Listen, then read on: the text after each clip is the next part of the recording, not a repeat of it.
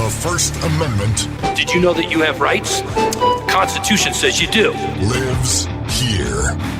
Watch and listen at thedailymojo.com. Mojo, it is Dan Andros from Faithwire and the host of the Quickstart Podcast. Hi, Dan. How'd last week go with your take a tour of the colleges and stuff? Oh, yes, we did. And we are off and running just about. So it was good. How poor are you going to end up being? You already deciding how much of your stuff you can sell to be able to afford to send the kid to college? Well, thankfully, it's not too bad. Thankfully, my daughter is smart, and so she got a fairly sizable merit scholarship, so that's nice. But and commuting too. It's right here in the neighborhood. So, nice. Well, she gets the smarts from her mother, right? So it'll only be about $400,000 when we're done. No, I'm just kidding. Oh, wow! I'm kidding. I mean, but that's how college is. It's like it's so ridiculous now. Yeah, it's crazy out there. Well, good for you. Good for you. That'll be exciting, and she won't be too far from home. So, we were discussing just before we came back on the air here. Dan and Ron and I were once again discussing the Titan, which is this little submersible that is still, they're calling it a submarine, but I guess it is a submarine. It's below the water. But this is such a horrific story. I mean, being down there, and then they don't know where it is. They don't know if the people are still alive in it. There's 5 people in this thing, the size of a minivan, and it is the definition of claustrophobic. And what did you say you saw, Dan, about the where they were finding the parts or how they built the thing? I saw how you guys the video you were playing, and he has the joystick. And I think CBS interviewed him a few years ago, the billionaire, who I think he's down in there, by the way, missing with it. So obviously all very, very tragic. But he's going through this thing and he's like, oh, yeah, see this piece here? I got this at, Jim's online handlestore.com.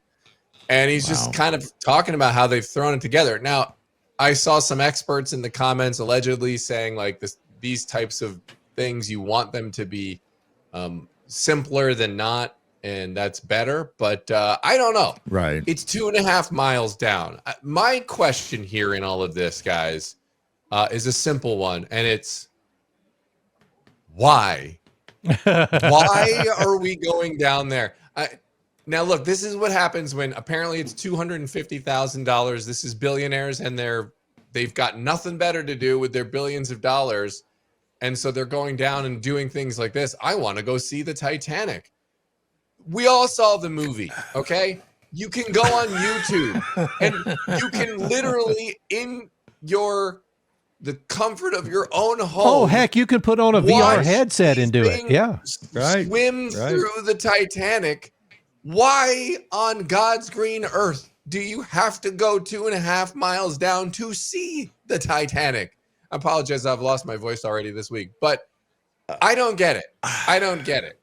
And especially given the confines of this thing, when you see him sitting there, because this thing for $250,000, you don't even get a chair on board. They're all sitting. I'm going to say it, Indian style on the floor, and for those of you under 50, crisscross applesauce. But they're all sitting like that on the floor of this submersible, 5 people, and we don't know if they lost power. We don't know if they got snagged on something, and they're not quite sure how they're going to get him. We saw one guy who is a former captain of a nuclear submarine say they have to get a ship out there, drop a line, basically a 2.5 mile long rope with a hook on it, hook it onto this thing and reel it back in, which is who knows? But a needle in a haystack, to say the least. And I saw a comment somewhere, and apologies, I don't have it exactly, but I think someone from the Navy, the United States Navy, said, yeah, we can't get down there.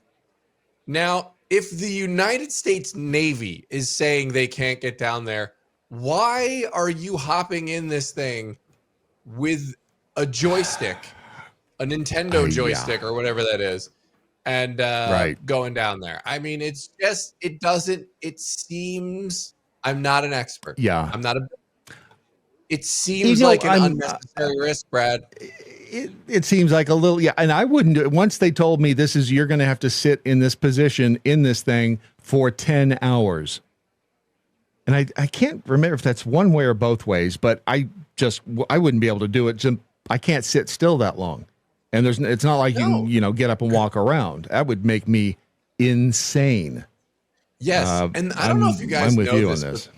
When you get really deep down into the ocean, there are some freaky monsters down there that nobody knows anything about. Like if you happen upon one of these giant squids and octopuses, which, by the way, I have this long-standing sentiment that octopuses, especially giant ones and squids, are the freakiest things in existence. They're wicked smart. I mean, the whole thing is like a brain, right? Like the big oval thing is a giant brain. They're like aliens on Earth, dude. They really are.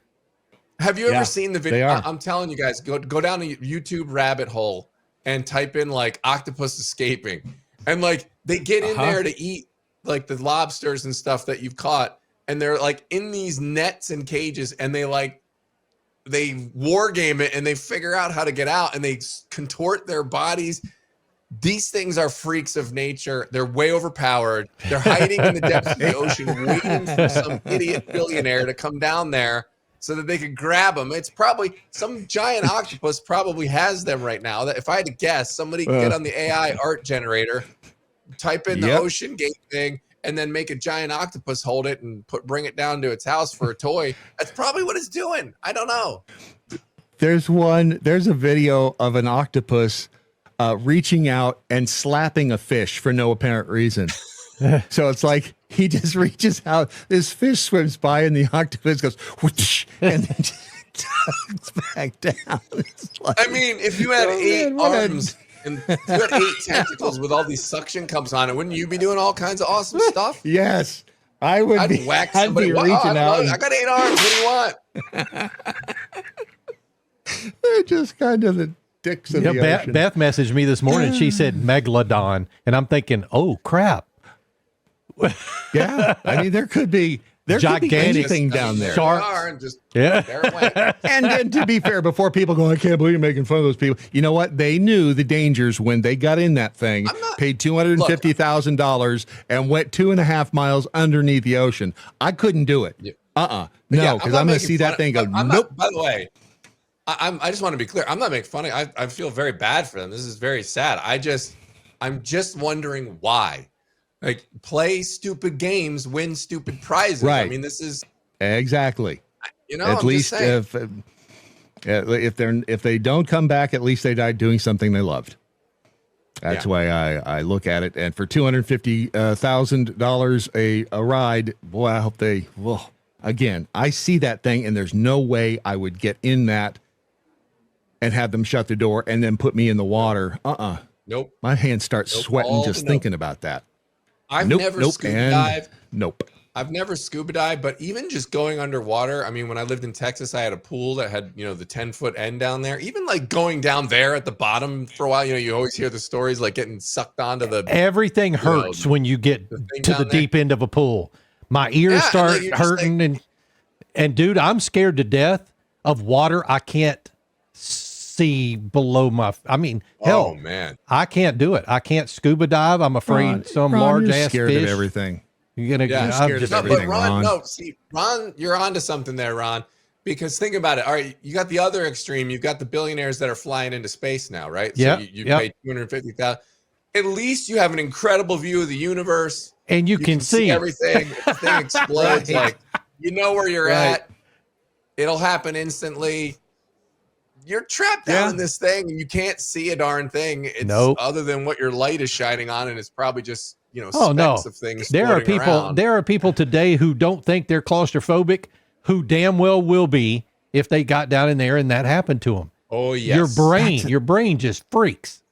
That's a great point, though, because I would do that in space. I mean, I would get in this, whatever the little space capsule rocket thing is, and like Shatner did, which I'm sure isn't much bigger than this, and I would go into space like that. That wouldn't bother me. This would, and I don't know what's the difference. Either way, dark. the thing cracks open, you're dead. I guess. It must be the dark. You're right. I think it's the view. I mean, like, when you can see everything and you soak it all in, there's just an awe, there's a wonder. When you're just trapped, it's somewhere where you can't see anything. Where is that? I mean, you're left to your imagination as to where the heck you're at, and that's terrifying. That is terrifying. Do you hear? I mean, now look, do you hear being what out in space would be terrifying too. Like if you just, went out there and you just floated out into orbit, that would be awful as well. But at least you can see where you're at. You're like, hey, there's the sun over there, a few galaxies away. I wish we were back there, but right. Well, and in space, no one can hear you scream. Right. Did you hear the pressure? Well, maybe an alien will come by and pick you up and rescue you. Who knows? At least you have that Possibly. chance. But the squid's not going to rescue you. The squid's going to eat you. Did you hear what the pressure is down at that level? Ooh. No, but so the human body can take anywhere from 50 psi at one sharp blow, up to 400 psi if it's gradual, and then things start to snap and break. At that depth, the water pressure, the atmospheric pressure is 25,000 psi.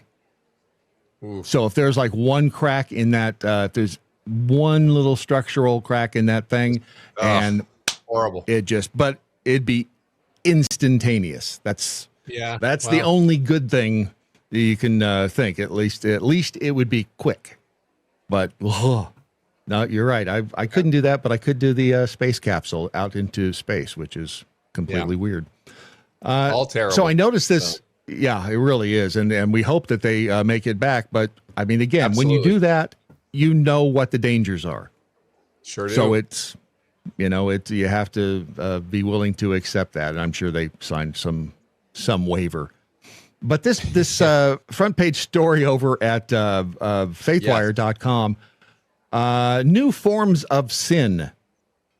I wanted today's cultural chaos is fairly unique in human history. I did not read the complete story. I know Billy Hallowell wrote it. Just the headline fascinates me. What do you know about this? Well, first of all, I would encourage, if anyone's interested in this topic, is to go. Al Mohler he's fantastic, and he's a great listen, and Billy spoke to him for about 15 minutes or so. The video is in that article, which is on the front page of faithwire.com. So go ahead and go take a listen to that. It's a very interesting interview all the way through. But at one point he talks about, Billy's asking him about and Al Mohler is a very, very prominent guy in the Christian community for those who aren't aware. But he asked him about how the chaos of culture and everything that's going on right now, and like is this different than before? And so he talked about how there's scripture that says there's nothing new under the sun, including with sin, and that's true. And so, but what he's saying is there are new forms of sin. So it's these same sins, right? You got lust, you got greed, pride, all of this. But it just is because of the advent of technology, because of just the things that are going on in culture and the things that are being accepted, you're seeing new forms of all of these old sin. And so I'll just read his quote. He said, and even technology has given, unfortunately, new ways to kind of drive sin throughout the culture and seek to make the transformation of the culture a transformation into sin rather than in resistance to sin. So he's talking about Pride Month and things like that, and about babies. He said you have a base. He goes, you simply don't have babies without understanding the basic ontological biblical truth that God made us male and female, and it takes one of each to reproduce. And then this modern attempt to separate gender and sex for one thing is just one of the situations in which you say, okay, that has really not happened in human history before. So men can get pregnant, didn't you hear? But now we're having all these new sins, and to his point, culture is rushing to kind of codify and approve these different sins. Yeah, that's a fascinating point, because 200 years ago, I'd go 100 years ago, early 1900s, I don't think they were ever having the debate about whether or not a man could get pregnant. Right. I doubt that conversation took place. It's unique to the past couple of decades, I would say. Yeah. Or and possibly just to the last 10 years.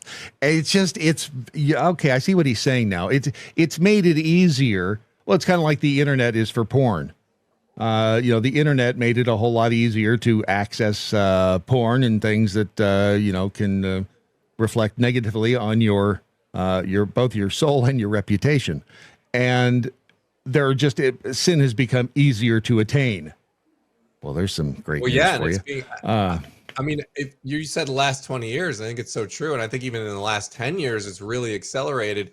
And it's funny because we kind of forget that Barack Obama, when he ran for president, and this is 2008, I guess, 2007, 2008. Yeah.